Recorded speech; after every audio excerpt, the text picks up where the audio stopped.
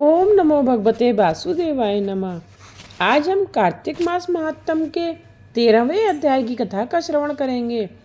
सूत जी कहते हैं, राजा पृथु ने हाथ जोड़कर देवऋषि नारद जी से कहा, हे महाराज, अब भगवान की पूजा का महात्म्य सुनाने की कृपा कीजिए। तब नारद जी बोले, हे राजा पृथु, जो मनोविनोद से भी भजन करता है उसको परम पद प्राप्त होता है। जो श्रद्धा युक्त होकर भजन करता है उसके महात्म्य का वर्णन नहीं किया जा सकता। इस संबंध में मैं एक अति प्राचीन इतिहास सुनाता हूँ, ध्यान पूर्वक सुनो। नारद जी ने कहा, कलिंद पर्वत पर धीरुपुर नामक नगर में सुबाहु नाम का एक अत्यंत धर्मात्मा राजा राज्य करता था। वह प्रजा का पुत्र के समान पालन करता था। उसके धूम्रकेश नाम का एक पुत्र था, जो अत्यंत दुराचारी पर स्त्रीगामी चोर तथा जुआरी था। पुत्र के दुराचरणों को देखकर राजा सुबाहु ने उसे अनेक बार यातनाएं दी, परंतु वह किसी प्रकार नहीं माना। एक दिन खेलते हुए उसकी गेंद छोटी रानी के महल में जा गिरी। जब वह गेंद लेने के लिए महल में गया तो उसकी विमाता छोटी रानी उस पर मोहित हो गई और उन दोनों ने कामंद होकर भोग विलास किया। जब राजा को इस बात का पता चला तो राजा ने धूम्रकेश को प्राण दंड तो नहीं दिया, परंतु उसे अपने राज्य से बाहर निकाल दिया। अब राजकुमार वन में रहकर प्रतिदिन मांस मदिरा खाता पीता तथा रात्रि को वैश्याओं के यहाँ निवास करता। चोरी आदि करके जो भी वह धन प्राप्त करता वह सब वैश्याओं को दे देता। इस प्रकार अनेक वर्ष व्यतीत हो गए। एक समय वह भटकते भटकते वृंदावन में पहुंच गया। वृंदावन में धूम्रकेश ने सत्यव्रत नामक एक परम विष्णु भक्त को देखा, जो अपना घर बार छोड़कर कार्तिक मास में वृंदावन में रहकर भगवान का पूजन करता तथा केवल कंदमूल और फल खाता था। वह भक्त प्रतिदिन भगवान से प्रार्थना करता, हे भगवान, इस दुख रूपी संसार में डूब रहे मुझ दीन की आप कृपा करें। मैं राधा जी सहित आपको बारंबार नमस्कार करता हूँ। प्रेम मग्न होकर वह कभी रोने लगते, कभी गाने लगते और कभी नाचने लगते। धूम्रकेश ने उस भक्त की जब ये क्रियाएं देखती तो रात को वैश्या के घर आकर मिट्टी की एक मूर्ति बनाकर ही सब कृत्य किए और अंत में स्तुति आदि करके उसके ही घर में सो गए।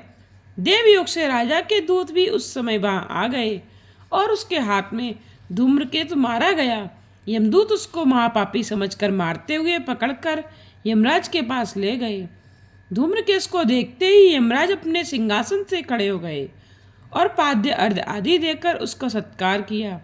फिर अपने दूतों को फटकारते हुए कहा, तुमको धिक्कार है। जब हमने यह आज्ञा दी हुई है कि विष्णु भक्तों को यहाँ पर मत लाओ, फिर धूम्रकेश को यहाँ पर क्यों लाए? उसने कार्तिक मास का व्रत वृंदावन धाम में चाहे हास्य ही में किया, फिर भी वह बैकुंठ में जाने का अधिकारी है। बैकुंठ में भेजने के पूर्व यमराज ने धूम्रकेतु को अपने निकट बैठाकर कहा, भगवान की भक्ति 9 प्रकार की है।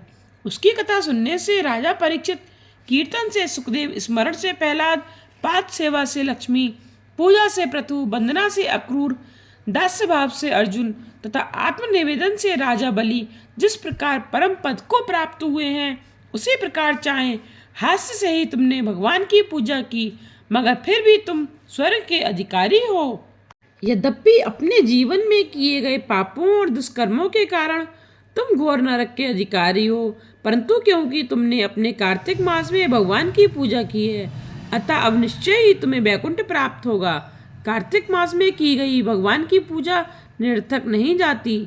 जहाँ पर भगवान शालिग्राम है, वहाँ पर गंडकी नदी तथा अन्य तीर्थ हैं। धूम्रकेश को शास्त्रों का कुछ भी ज्ञान नहीं था, अतः उसने हाथ जोड़कर यमराज से पूछा, हे स्वामी, भगवान सब नदियों को छोड़कर गंडकी को कैसे प्राप्त हुए? कृपा करके मुझे बतलाइए। यमराज ने कहा, किसी समय वेदसरा नामक ऋषि सब लोगों के हित की कामना से गंगा जी के तट पर तपस्या कर रहे थे।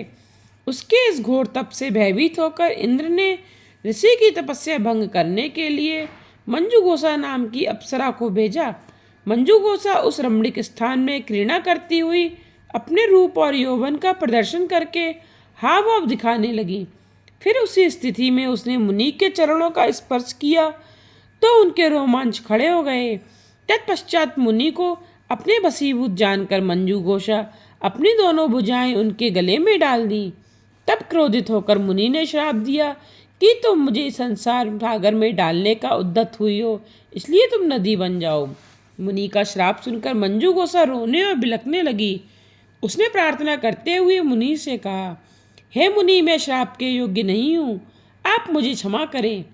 उसकी प्रार्थना से द्रवित होकर मुनि ने कहा, जिस समय भगवान विष्णु वृंदा के श्राप बस शिला रूप होकर तुम में अर्थात गंडकी नदी में स्थित होंगे, तब तुम भगवान को धारण करने वाली होगी। इस प्रकार मेरे द्वारा दिया गया यह श्राप तुम्हारे लिए वरदान से भी अधिक श्रेष्ठ सिद्ध होगा। अंत में यमराज ने कहा, हे राजकुमार, अब तुम विष्णु लोक को जाओ। तब धूम्रकेतु सुंदर विमान में बैठकर बैकुंठ लोक को चला गया और उसे वहां हरि चरणों में स्थान मिल गया। यह सब धूम्रकेतु द्वारा कार्तिक मास में मात्र एक दिन पूजा करने का परिणाम था। यह कहकर नारद जी ने अपनी वाणी को विराम दिया। आज की कथा को यहीं विश्राम देते हुए इससे आगे की कथा का श्रवण आप अगले अध्याय में कीजिएगा।